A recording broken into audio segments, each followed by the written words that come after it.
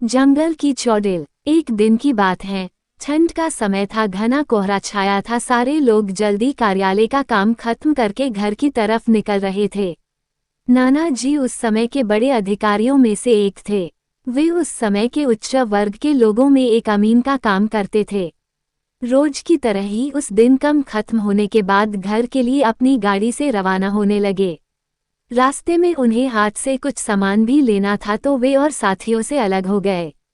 उन्होंने घर की कुछ जरूरत के सामान लिए और गाड़ी आगे बढ़ा दी। आगे जाने पर उन्हें कुछ मछली बाजार दिखा और वे मछली खरीदने के लिए रुक गए। ताज़ी मछलियां लेने और देखने में टाइम ज्यादा ही गुजर गया। उनकी जब अपनी घड़ी पर नजर गई तो उन्हें आभास हुआ कि आज तो घर जाने में बहुत देर हो जाएगी और ये सब लेकर घर पहुंचने में काफ़ी समय लग जाएगा। फिर यही सब सोचकर उन्होंने सोचा कि क्यों ना जंगल के रास्ते से निकला जाए तो जल्दी पहुंच जाऊंगा। तो उन्होंने अपना रास्ता बदला और जंगल की तरफ अपनी गाड़ी को घुमा लिया। समय 11 बज चुका था। गाड़ी तेज रफ्तार से आगे बढ़ रहा था, तभी अचानक तेज ब्रेक के साथ गाड़ी को रोकना पड़ा। उनकी गाड़ी के आगे एक औरत जोर से रो रही थी। उन्होंने सोचा इस वीराने में ये औरत क्या कर रही है। उन्हें लगा कि कोई मजदूर की पत्नी होगी जो नाराज होकर घर छोड़कर जंगल में भाग आई है, तो उन्होंने उससे पूछा कि यहाँ जंगल में तुम क्या कर रही हो। लेकिन उसने कोई जवाब न देकर और जोर से रोने लगी। सारे जंगल में उसकी हूँ सी सिसकियाँ गूंज रही थी। फिर नाना जी ने पूछा तुम्हारा घर कहाँ है, लेकिन वो कुछ भी ना बोली। तब नाना जी ने कहा कि आज चलो मेरे घर में रहना, सुबह अपने घर चली जाना, ये जंगल बहुत सारे जंगली जानवर से भरा है, रात भर यहाँ मत रुको, चलो आज मेरे घर में सबके लिए खाना बना देना और कल सुबह अपने घर चली जाना। उसने ये सुना तो झट से तैयार हो गई और गाड़ी में पीछे की सीट पर बैठ गई। सिर में बड़ा सा घूंघट डालने की वजह से उसका चेहरा छिपा हुआ था। कुछ ही देर में गाड़ी घर के दरवाजे पे थी। घर के लोग कब से उनकी राह देख रहे थे। गाड़ी रुकते ही पापा ने पूछा आज तो बहुत देर हो गई और सारे लोग आ भी चुके हैं। तब उन्होंने सारी बातें अपनी माँ को बताई और कहा कि आज खाना इससे बनवा लो, कल सुबह ये अपने घर चली जाएगी। इतनी रात को बेचारी जंगल में कहाँ भटकती, इसलिए मैं ले आया। पर पापा को कुछ संदेह हो रहा था कि कहीं चोर तो नहीं है, रात को सोने के बाद या खाना बनाते समय कहीं घर के सामान ही चुरा कर ना ले जाए। पर बेटे की बात को कैसे माना करती। उन्होंने उस औरत को कहा देखो आज तो मैं रख ले रही हूँ, लेकिन कल सुबह होते ही यहाँ से चली जाना और जाओ रसोई में ये सामान उठा कर ले जाओ और खाना बना दो। उसने फिर से जवाब नहीं दिया, बस हूँ की आवाज बाहर आई और वो सारा सामान लेकर माँ के पीछे बहुत दूर चल दी। रसोई में सारा सामान रखवाकर माताजी ने उसे खाना जल्दी बनाने की सख्त हिदायत दी और वहां से चली गई। लेकिन उनका मन कुछ परेशान सा था। फिर 10 मिनट में रसोई में उसे देखने चली गई कि वो क्या कर रही है और उसका चेहरा भी देखना चाहती थी। लेकिन वहां पहुंची तो देखा कि वो मछलियों का थैला निकल रही थी। उन्होंने बहुत जोर से गुस्से में कहा यहाँ सब खाने का इंतजार कर रहे हैं और तुम अभी तक मछलियां ही निकल रही हो, कल सुबह तक बनाओगी क्या। उसके सिर पर घूंघट अभी भी था तो चेहरा देखना मुश्किल ही नहीं नामुमकिन था। उन्होंने उससे कहा तुम जल्दी से खाने की तैयारी करो, मैं आग सुलगा देती हूँ, काम जल्दी हो जाएगा। और वे जल्दी से चूल्हा जलाने की तैयारियां करने लगी। लेकिन साथ ही वो उसका चेहरा देखने की भी कोशिश कर रही थी।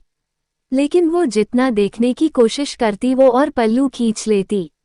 अंत में हारकर वे बोली देखो मैंने आग सुलगा दी है, अब आगे सारा काम कर लो, कुछ जरूरत हो तो बुला लेना।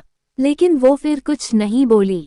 अब उन्हें लगा कि यहाँ से जाने में ही ठीक है, वरना मेरा भी समय खराब होगा और हो सकता है अनजान लोगों से डर रही हो। ये सब सोचकर उन्होंने उसे कहा कि मैं आ रही हूँ, जल्दी से खाना बनाकर रखना, और वहां से निकल गई। मन अभी तक परेशान ही था, कभी अपने कमरे कभी बच्चों के कभी बाहर, सब को देख रही थी कहीं कुछ अनहोनी ना हो जाए। 1 मिनट भी आराम से नहीं बैठ पाए। अभी 5 मिनट ही हुए थे पर उनके लिए वो घड़ी पहाड़ सी हो रही थी। समय बीत ही नहीं रहा था। 8 मिनट बड़ी मुश्किल से गुजरे और वे तुरंत ही कुछ सोचकर रसोड़े की तरफ दौड़ी और वहां पहुंच कर आया। जैसे ही उन्होंने रसोई घर का नजारा देखा, उनकी आंखें फटी की फटी रह गई। उनके पैर बिल्कुल ही जम गए, ना उनसे आगे जाया जा रहा था ना ही पीछे। उनके हृदय की धड़कनें रुक रही थी। वो औरत रसोड़े में बैठकर सारी कच्ची मछलियां खा रही थी। सारे रसोड़े में मछलियां और खून बिखरा पड़ा था।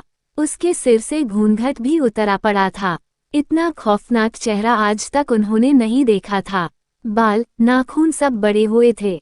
मछलियां खाने में मगन होने की वजह से उसे कुछ ध्यान भी नहीं था और खुशी से कभी दो वो आवाजें भी निकल रही थी।